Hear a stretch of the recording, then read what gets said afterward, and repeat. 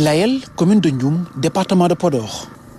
Le thermomètre indique 43 degrés à la mi-journée. C'est sous cette chaleur intense que le village accueille la journée mondiale de l'environnement, célébrée dans la région de Saint-Louis. Sur instruction des autorités étatiques, en collaboration avec le service régional de l'environnement de Saint-Louis. Donc aujourd'hui, nous sommes venus ici à Layel avec les populations, avec les différentes organisations et structures qui tournent autour vraiment de l'environnement pour vraiment tenir cette journée, la célébrer et prendre des initiatives, faire en sorte qu'on puisse prendre vraiment des mesures afin qu'on puisse vraiment relever les défis de la déforestation. Donc c'était une occasion aussi de s'entretenir sur les piliers fondamentaux du projet dans le domaine de l'environnement, en ce qui concerne la gestion des déchets, en ce qui concerne la lutte contre la désertification, le changement climatique, la pollution, en tout cas toutes les thématiques qui sont contenues dans le projet a fait l'objet d'une présentation aux populations et à la communauté pour qu'ils puissent comprendre la nouvelle vision politique environnementale des autorités. Le choix de la localité située sur l'île Amorphile n'est pas fortuit. Il cadre avec le thème de cette année, la restauration des terres, la désertification et la résilience à la sécheresse.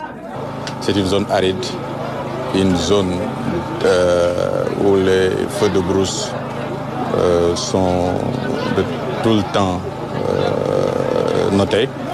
La déforestation aussi.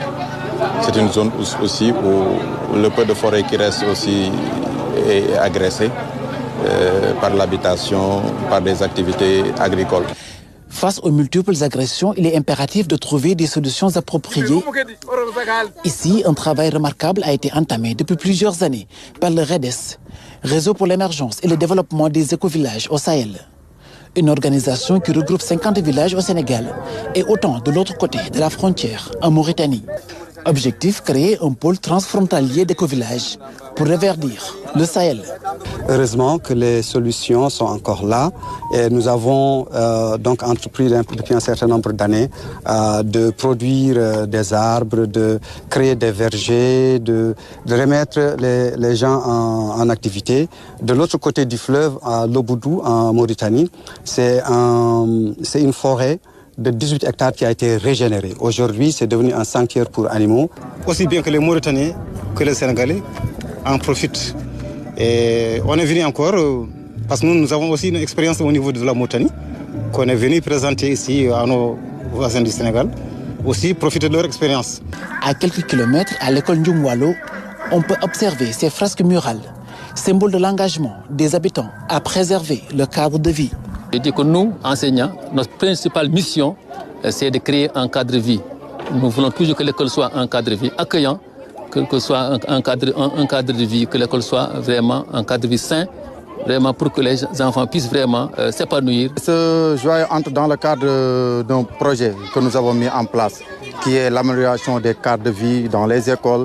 Donc on a pu aménager cet espace en faisant des graffitis sur le mur, en les offrant aussi des bancs pour les élèves aussi. L'université Gaston Berger de Saint-Louis a pris part à cette journée par le biais de son service à la communauté. En dehors de l'enseignement et de la recherche, l'université s'engage davantage dans toutes les actions de civiques, citoyennes, dans des actions de reboisement telles que l'organisation de cette journée mondiale de l'environnement. Cette journée a permis de mobiliser davantage les communautés dans la lutte contre la crise climatique, avec son impact socio-économique considérable dans cette région du Sahel.